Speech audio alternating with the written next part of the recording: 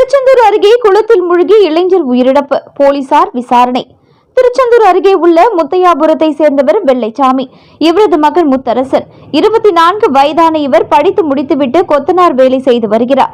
நேற்று மாலை குளிப்பதற்காக முத்தையாபுரம் அருகே உள்ள ஆவுடையார் குளத்திற்கு சென்றுள்ளார். இரவு நேரம் வரை வீடு திரும்பாததால் அவரது உறவினர்கள் ஆங்காங்கே தேடி உள்ளனர். ஆனால் அவர் கிடைக்கவில்லை. இந்த நிலையில் இன்று காலையில் திருச்செந்தூர் அருகே உள்ள ஆவுடையார்புரம் குளத்தில் நீரில் மூழ்கி கிடப்பதாக போலீசாருக்கு தகவல் கிடைத்தது. இதையடுத்து சம்பவ இடத்திற்கு விரைந்து வந்த திருச்செந்தூர் தாலுகா போலீசார் உடலை கைப்பற்றி பிரேத பரிசோதனைக்காக தூத்துக்குடி அரசு மருத்துவமனைக்கு அனுப்பி வைத்தனர். மேலும் இந்த சம்பவம் குறித்து போலீசார் விசாரணை மேற்கொண்டு வருகின்றனர். குளத்தில் இறந்த நிலையில் கிடப்பதை பார்த்து முத்தரசனின் தாயார் கதறி அழும் காட்சி அங்கிருந்தவர்களை கண்கலங்க வைத்தது.